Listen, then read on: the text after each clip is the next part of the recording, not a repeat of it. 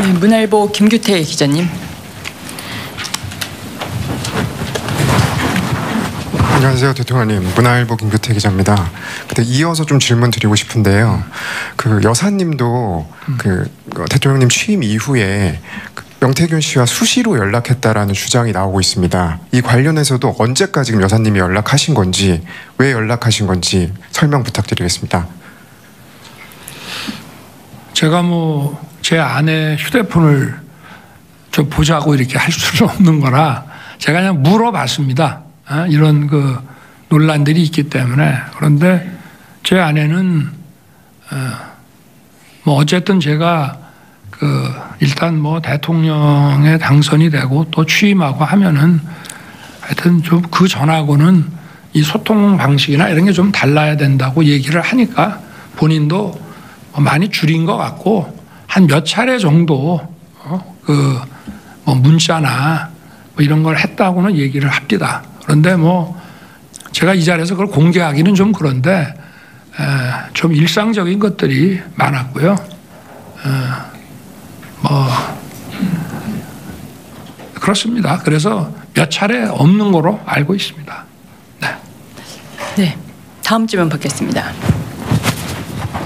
국민일보 이경원 기자님. 네. 대통령님 안녕하십니까. 국민일보 이경원입니다. 명태균 씨의 녹취에 기반한 여러 의혹들에 대해서 오늘 이 기회를 빌어서 상세하게 대통령님의 직접 설명을 청하고 싶습니다. 중요한 키워드들로 간추려보자면 한 3가지쯤이 될 것 같습니다. 우선 여론 조작, 다음은 공천 개입, 끝으로는 창원 산단입니다. 이 의혹들에 대해서 제가 되풀이해서 설명을 하는 것은 오늘 시간상 옳지 않을 것 같고, 여러 대목에 대해서는 검찰의 수사도 예정이 되어 있겠습니다만 이 기자회견 자리를 통해서 많은 국민들이 납득할 만한 설명을 들을 수 있도록 책임 있게 말씀을 부탁드리고자 합니다.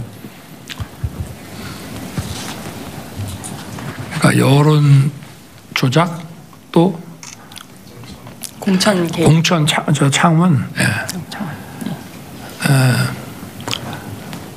저는 명태균 씨한테 무슨 여론조사를 해달라는 얘기를 한 적은 없습니다. 그리고 명태균 씨나 또는 우리 당의 정치인들이 이제 여론조사 발표된 거라든지 또는 요거는 내일 발표될 예정인데 그냥 알고만 계시라 이런 얘기들은 선거 때 수도 없이 받았고요. 그리고 제가 여론조사를 조작할 이유도 없고 여론조사가 잘 나왔기 때문에 늘 그거를 조작할 이유도 없고, 그리고 또 잘 안 나오더라도 그거를 조작한다는 그거는 전 인생을 살면서 그런 짓은 해본 적이 없습니다. 그러고 정부 들어와서도 명태균 씨한테 그러면 맡기지 않았냐 하는 의혹 기사가 있다고 제가 보고를 받았는데, 저는 기본적으로 대통령실에서 여론조사를 할 때 국민 세금 가지고 대통령 무슨 지지율 조사 같은 거 하지 말라 그랬습니다. 처음에는 정무수석들이 첫 번째 수석이나 두 번째 수석이나 이렇게 정무수석이 이렇게 가끔 그래도 하더라고요. 그래서 제가 이런 거 하지 마라. 정책을 여론조사를 해라. 그래서 저게 아마 1년에 예산이 이렇게 많지는 않은 것 같은데 저희 정부는 정책을 중심으로 해서 이 정책에 대한 국민들의 반응이 어떤지 그걸 주로 하지, 대통령 지지율 조사는 정말 지금까지 5손가락 안에 했던 것 같고, 그리고 그거 들고 와서 제가 다음부터는 이런 거 하지 말라고 그랬습니다. 네. 그러니까 여론조사는요, 그리고 처음부터 다 계약 가계약 단계부터 전부 그 절차를 밟아서 하는 거지 나라 돈 쓰는 것이 그렇게 간단한 건 아니라는 점을 말씀드리고요. 그리고 공천 문제는 공천 개입이라고 하는 것에 이제 정의도 따져봐야 됩니다. 예를 들어서 제가 당선인 시절에 지방선거와 동시에 시행하는, 대선과 동시에 시행한 국회의원 재보궐선거가 몇 개 있었고요. 또 6월 1일 지방선거와 동시에 하는 또 국회의원 재보궐선거가 있는데 대개 그 재보궐에 나갈 사람들은 거의 정해져 있습니다. 그걸 뭐 새롭게 이렇게 뭐 대규모 총선을 할 때 같이 인재 영입위원회 만들고 뭐 공천심사위원회 뭐 엄정하게 뭐 해서 채점하고 막 이렇게 하는 것이 아니라 어느 정도 비스슨하게 하지만 대개 그거는 정해져 가지고 당시에도 저는요 그 당선인 시절에 그 2달 동안 우리 경호원들이 저한테 그랬습니다. 당선인이 이렇게 늦게까지 일하는 거 처음 봤다고. 정말 안가에서 새벽 한 2시까지 그 장차관과 차관급에 대한 인사 또 필요하면 저 인터뷰도 직접 해야 되고 그런 시기이기 때문에 뭐 그런 당에서 진행하는 공천을 가지고 제가 왈가불가할 수도 없고 또 인수위에서 진행되는 걸 꾸준히 보고받아야 되고 저는 저 나름대로 그야말로 고3 입시생 이상으로 바빴던 사람입니다. 그리고 그 무슨 공천 얘기가 며칠 전에 제가 어디 저 일산에 행사 가는 데만 났길래 저는 그 당시에 공관위원장이 우리 정진석 비서실장인 줄 알고 있었어요. 지방선거 공관위원장이 이거를 같이 하는 거라고 생각을 하고 그 당시 상황이 어땠는지 한번 물어보려고 그랬더니 재보궐 공관위원장은 별도로 윤상현 의원이 공관위원장을 했다 하더라고요. 그만큼 저는 당의 이런 공천에 관심을 가질 수 없었고 그리고 오히려 뭐 당에서 어떤 그 공천을 진행해 나가는데 좀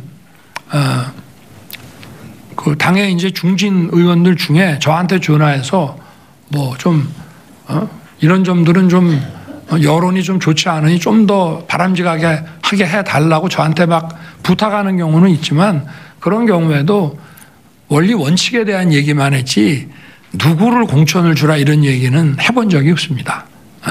그러니까 그 전화 그 내용이라 그게 뭐 전화 내용인지 아니면은 저 텔레그램 통화를 뭐 녹음을 한 건지는 제가 모르겠습니다만은 하여튼 저는 오랜만에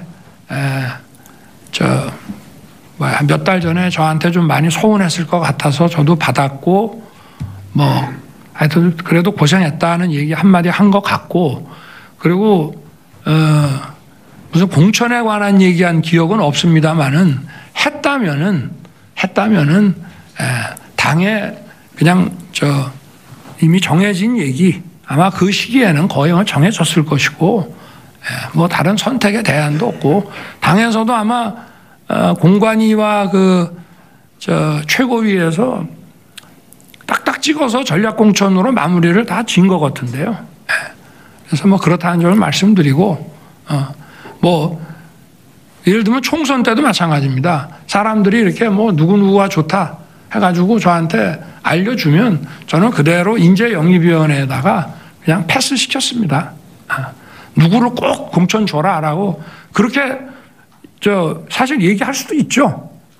그게 무슨 뭐 외압이 아니라 의견을 얘기하는 거지만 그러나 과거에도 뭐 대통령 얘기한다고 되는 것도 아니고 그래서 근데 정말 그 인수위 시절에 당선인 시절에는 그 뭐 공천 문제 가지고 뭐 할 정도로 저도 정말 시간적 여유도 없었습니다. 더구나 그날이 뭐 취임 전날이라고 하는데 취임 전날 제 기억에는 그 취임식에 오는 외교 그 특사들을 응대하는 데만 하루 종일 제가 했던 것 같은데요. 하여튼 뭐 그렇습니다. 솔직하게 다 말씀드리는 겁니다. 그리고 또 뭐 창원 산단 공장 문제. 창원 산단을 포함해서 한 10몇 개의 국가 산단은요. 제 대선 공약입니다. 그리고 이 산단의 지정이라는 거는 다 오픈해서 진행하는 거지 비밀리에 진행하는 게 아니고요. 신청을 받습니다. 받고 저걸 이제 산업 정책적인 면과 또 토지에 대한 이런 인허가 뭐 형질 변경 이런 게 들어가야 되기 때문에 국토부와 산자부가 이제 같이 진행을 해 나가는 건데 그 위원회를 만들어서 전부 진행을 하고 그걸 응하려고 하는 이제 각 지방자치단체에서 자기들이 뭐 적극적으로 자료도 내고 이렇게 해서 결론이 나는데 뭐 저도 위원회에서 이렇게 결정이 났다 그러면 결정이 났느냐고 보고받으면 바로 대통령이 보고받는 즉시 바로 푸는 거거든요. 언론에 릴리스하는 겁니다. 뭐 저한테 해서 제가 보고 다시 조정을 해서 마지막 도장을 찍어줘야 되는 것이 아니고 이 절차 자체가 마치 재판하듯이 쭉 위원들이 이걸 받아서 결정을 하면은 아마 그래도 제가 언론에 난 거 보고 알아서는 안 되니까 대통령께 보고가 갔다 그러면 아마 즉시 언론에 릴리스 하는 거라 그리고 뭐 그거를 누구를 뭐 제가 전화해서 뭐 됐다 말았다 그런 거 자체를 할 수도 없고 그러니까 뭐 그런 식으로 생각하시면 될 것 같습니다. 네. 네. 또 다음 질문. 말씀 네, 받겠습니다.